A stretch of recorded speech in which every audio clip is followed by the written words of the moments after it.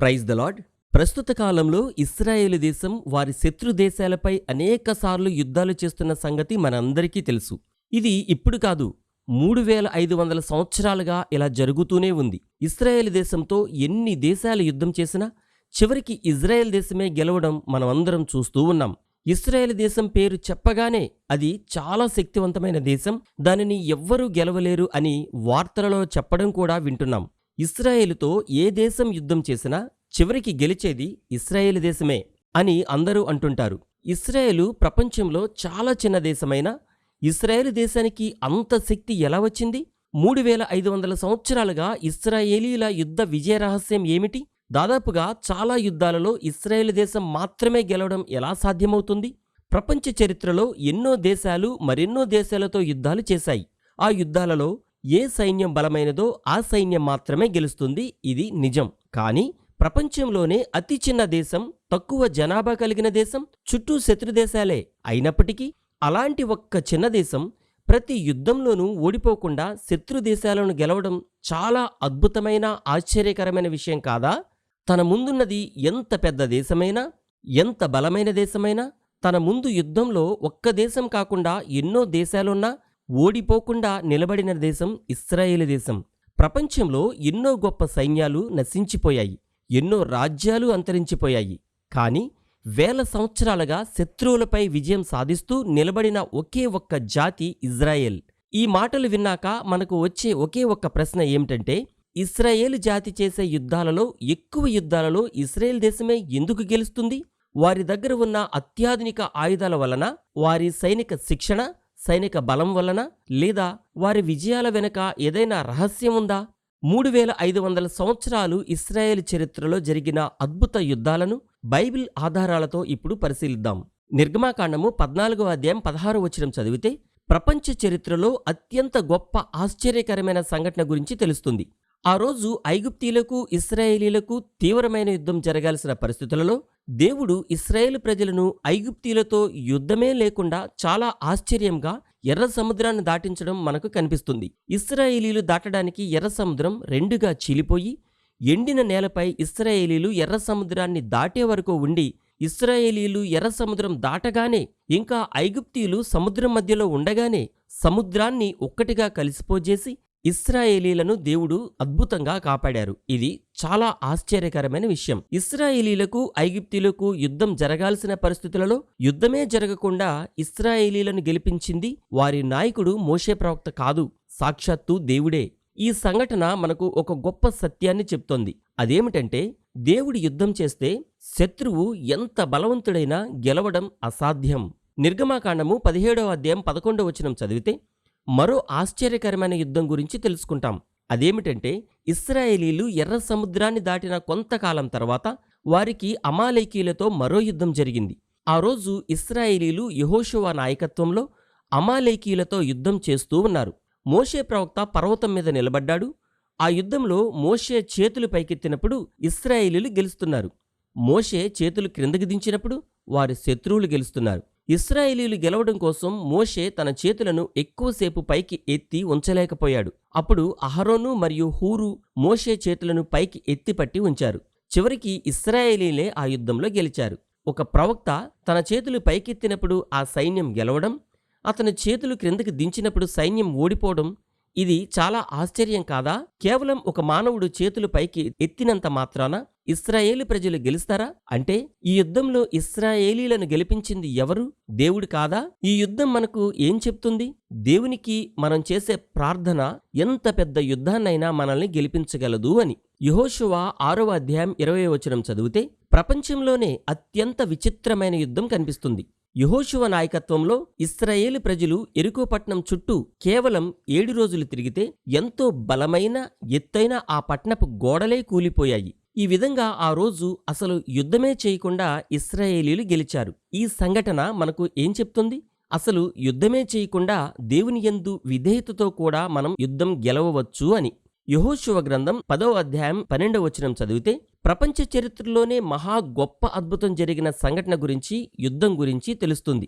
ఆ యుద్ధంలో ఇశ్రాయేలీలతో యెరూషలేము, హెబ్రోను, యర్మూతు, లాకీషు, ఎగ్లోను ఈ 5 రాజులు యుద్ధం చేస్తున్నప్పుడు ఆ రోజు ఇశ్రాయేలీలు యుద్ధంలో గెలవాలంటే ఇంకా చాలా సమయం కావలసి ఉంది. కాని ఆ రోజు చీకటి పడిపోతూ ఉండగా యెహోషువ ఆ రోజు చీకటే పడకూడదు అని సూర్యచంద్రులను ఆపివేయమని దేవుణ్ణి ప్రార్థించినప్పుడు ప్రపంచంలో అంతకు ముందు గాని ఆ తర్వాత గాని ఎప్పుడూ జరగని ఒక గొప్ప అద్భుతాన్ని దేవుడు చేశారు. అదేమిటంటే దేవుడు యెహోషువ ప్రార్థన విని ఒక రోజంతా చీకటి పడకుండా సూర్యచంద్రులను ఆపివేశారు. చివరికి ఆ యుద్ధంలో ఇశ్రాయేలీలే గెలిచారు. ఈ యుద్ధం గురించి ఇంకొక ఆశ్చర్యకరమైన విషయం చెప్పనా? ఈ యుద్ధంలో ఇశ్రాయేలీలు శత్రువులపైన దేవుడు ఆకాశంలో నుండి వడగండ్లను కురిపించారు.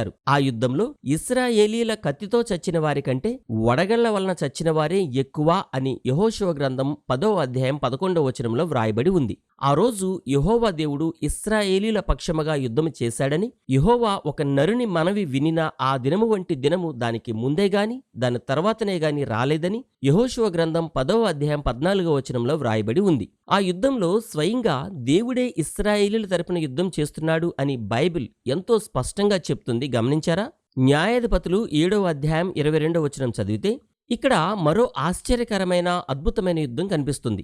అదేమిటంటే ఇశ్రాయేలీల మీదికి మిద్యానీయులు పెద్ద సైన్యంతో యుద్ధానికి వచ్చారు. ఆ రోజు దేవుడు ఒక ఆశ్చర్యకరమైన పని చేశాడు. మిద్యానీయులపై యుద్ధం చేయడానికి గిద్యోను నాయకత్వంలో ఇశ్రాయేలీల సైన్యం 32,000 మంది ఉన్నారు. కానీ దేవుడు వారందరినీ కాదని కేవలం 300 మందితో మాత్రమే యుద్ధం చేయమని గిద్యోనుతో చెప్పారు. ఆ యుద్ధంలో ఇశ్రాయేలీల ఆయుధాలేమిటో తెలుసా? ఒక్కో సైనికుడికి కేవలం ఒక కాగడ, ఒక కుండ. వీటితోనే ఆ రోజు ఇశ్రాయేలీలు ఆ యుద్ధంలో గెలిచారు. ఇది కూడా చాలా ఆశ్చర్యకరమైన యుద్ధం కాదా? ఆ రోజు ఇశ్రాయేలీలు అసలు యుద్ధమే చేయలేదు, అయినా వారే గెలిచారు. ఈ యుద్ధాన్ని బట్టి మనం ఏం తెలుసుకోవచ్చు? దేవుడు తన ప్రజలను గెలిపించాలంటే పెద్ద సైన్యం అవసరం లేదు, ఆయుధాలు కూడా అవసరం లేదు అని. న్యాయాధిపతుల గ్రంథం 15వ అధ్యాయం 15వ వచనం చదివితే మరో ఆశ్చర్యకరమైన యుద్ధం కనిపిస్తుంది. అదేమిటంటే ఆ రోజు ఫిలిష్తీయులు 1000 మంది ఉన్నారు. ఇటువైపు సంసోను ఒక్కడే ఉన్నాడు. ఆ రోజు ఫిలిష్తీయులు ఆయుధాలతో వచ్చారు. కానీ సంసోను వద్ద ఎటువంటి ఆయుధమూ లేదు.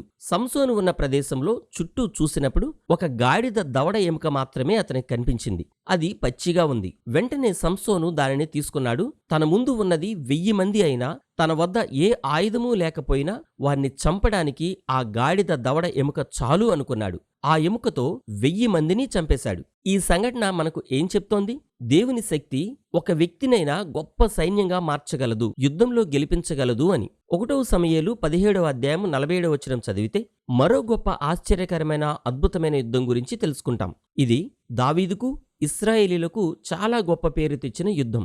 దేవుని మహిమను ప్రపంచమంతా తెలుసుకున్న యుద్ధం.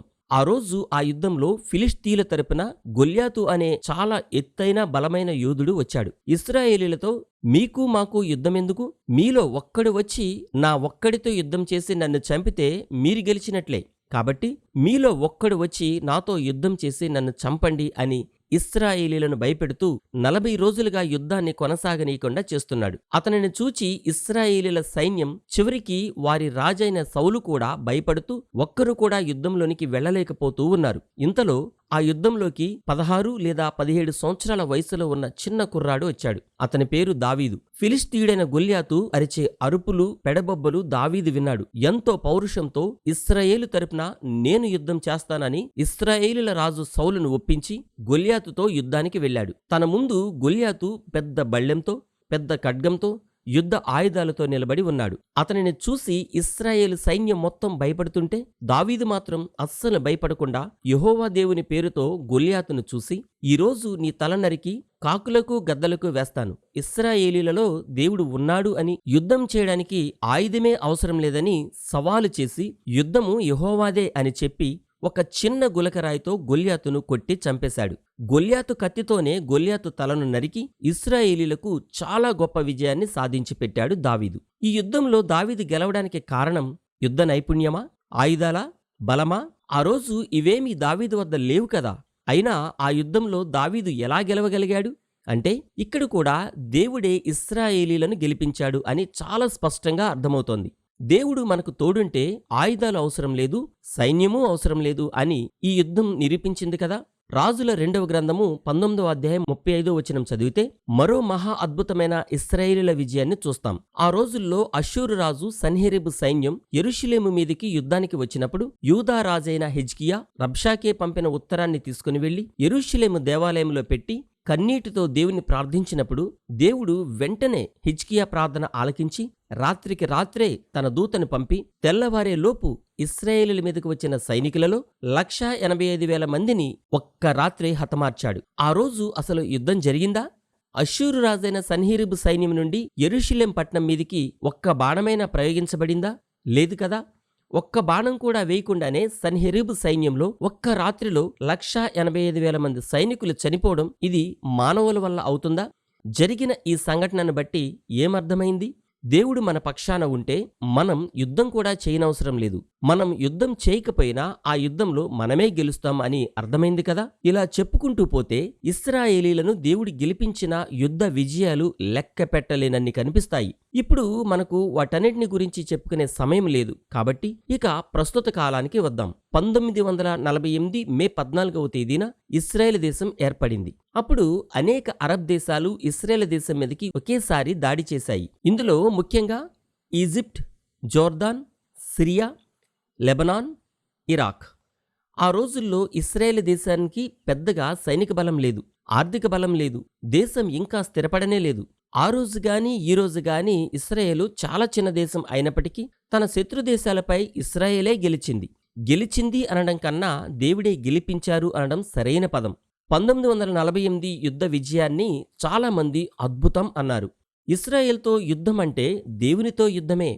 అంటే ఇశ్రాయేలీలు ఇప్పటివరకు చేసిన యుద్ధాలలో వారు ఒక్కసారి కూడా ఓడిపోలేదా అంటే కొన్నిసార్లు వారు కొన్ని యుద్ధాలలో ఓడిపోయారు. ఎందుకంటే చరిత్రలో ఇశ్రాయేలీలు దేవునికి విధేయులుగా లేనప్పుడు, వారు పాపం చేసినప్పుడు మాత్రమే వారు యుద్ధంలో ఓడిపోయారు. ప్రస్తుత యుద్ధాలలో ఇశ్రాయేల్తో యుద్ధం చేసి గెలిచిన వారు ఎవరూ లేరు. కారణం ఏమిటంటే వారు దేవుడు ఏర్పరచుకున్న చాలా ప్రత్యేకమైన జనం. ప్రపంచంలోనే వారు ప్రత్యేకమైన జాతి.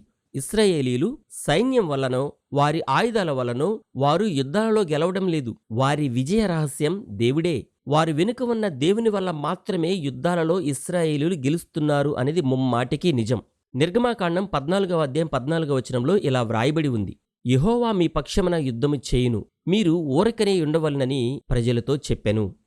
కీర్తనల గ్రంథము 121వ అధ్యాయం 4వ వచనంలో ఇలా వ్రాయబడి ఉంది: ఇశ్రాయేలీలను కాపాడువాడు కునికడు నిద్రపోడు అని వ్రాయబడి ఉంది. కాబట్టి చరిత్ర మనకు ఒక గొప్ప సాక్ష్యం చెబుతోంది. ఇశ్రాయేలీలతో యుద్ధం చేయటమంటే వారి దేవునితో యుద్ధం చేయటమే. ఎందుకంటే ఇశ్రాయేలు జాతిని కాపాడేది సైన్యం కాదు, ఆయుధాలు కాదు, సర్వశక్తిమంతుడైన దేవుడు. ఆయనకు అసాధ్యమైనది ఏదీ లేదు. వేల సంవత్సరాల చరిత్రలో ఇశ్రాయేలీలకు ఎన్ని యుద్ధాలు వచ్చినా ఇశ్రాయేల్ అనే ఒక చిన్న దేశం ఇంకా నిలబడి ఉంది అంటే అది మనుష్యుల శక్తి కాదు, అది కేవలం దేవుని శక్తి మాత్రమే. కాబట్టి మనమందరం కలిసి చివరగా ఒక మాట చెప్పి తీరాలి. అదేమిటంటే యుద్ధము యెహోవాదే. ఇప్పుడు తెలిసిందా ఇశ్రాయేలీల విజయ రహస్యం ఏమిటో? 3500 సంవత్సరాలుగా వారు ఎన్నో యుద్ధాలలో ఎలా గెలిచారో. ఈ వీడియో మీకు నచ్చితే కనీసం కొందరికైనా షేర్ చేయండి. ఈ వీడియోని లైక్ చేయండి. మరియు ఇలాంటి మరెన్నో వీడియోలు మీకు చూపించేలాగున దయచేసి మా కుటుంబం కోసం ప్రార్థించండి. 2026 ఏప్రిల్ లేదా మే నెలలో ఉండే హోలీ ల్యాండ్ టూర్కి మాతో వచ్చి ఈ ప్రదేశాలను మీరు స్వయంగా చూడాలనుకుంటే వెంటనే మాకు ఫోన్ చేసి మీ టికెట్ బుక్ చేసుకోండి. మరో వీడియోతో మళ్ళీ కలుద్దాం. Praise the lord. మీ బ్రదర్ బెన్హర్ బాబు.